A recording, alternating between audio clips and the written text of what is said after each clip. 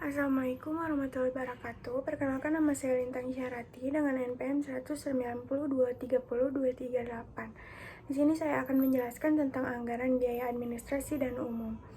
Anggaran biaya umum adalah anggaran yang berisi semua biaya-biaya yang dikeluarkan oleh perusahaan untuk direksi dan stafnya, bagian keuangan, dan bagian administrasi.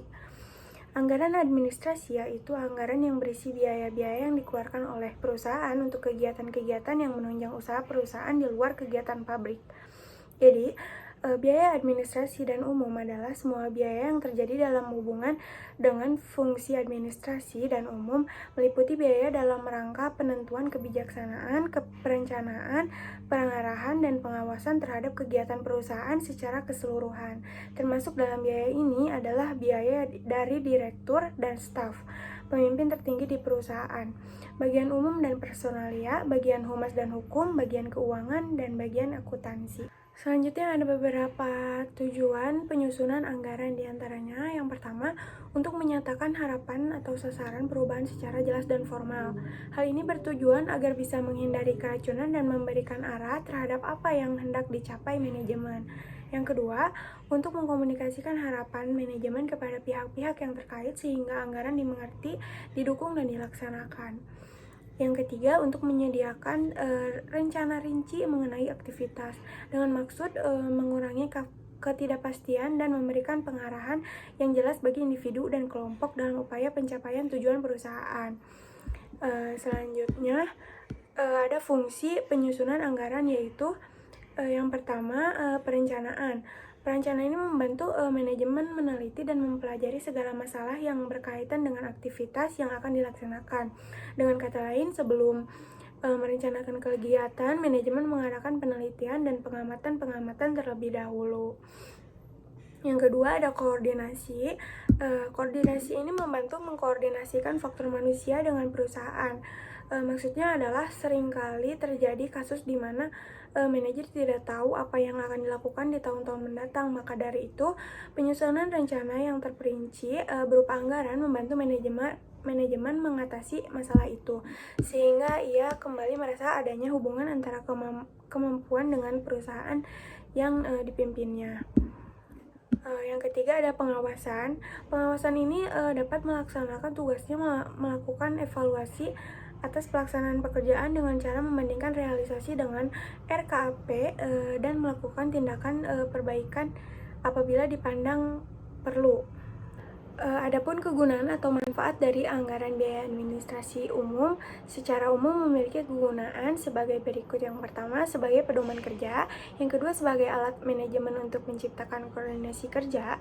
Yang ketiga, sebagai alat manajemen untuk melakukan evaluasi atau pengawasan kerja. Secara khusus mempunyai kegunaan antara lain sebagai dasar untuk menyusun budget kas, karena sebagian dari biaya administrasi memerlukan pembayaran atau pengeluaran kas, sedangkan sebagian lagi dari biaya administrasi tidak memerlukan pembayaran atau pengeluaran kas, seperti misalnya biaya depresiasi dari aktiva yang ada di lingkungan bagian administrasi dan umum. Selanjutnya ada langkah-langkah penyusunan anggaran biaya administrasi dan umum. Yang pertama, ada observasi dan analisa pendahuluan.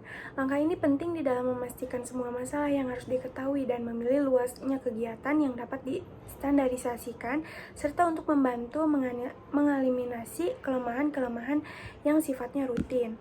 Yang kedua, memilih fungsi atau kegiatan yang disusun standarnya.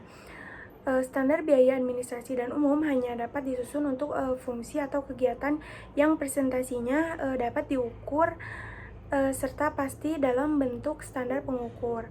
Yang ketiga, penentuan satuan standar pengukur kegiatan.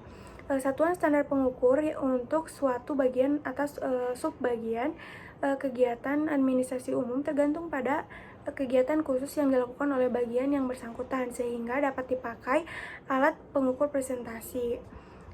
Yang keempat, ada menentukan metode dan perhitungan dasar. Penelitian gerak dan waktu hanya dilakukan terhadap bagian atau subbagian dari fungsi administrasi dan umum yang disusun standarnya. Atas dasar penelitian gerak dan waktu tersebut disusun anggaran biaya dan dihitung besar biaya standarnya. Yang kelima ada testing atas biaya standar.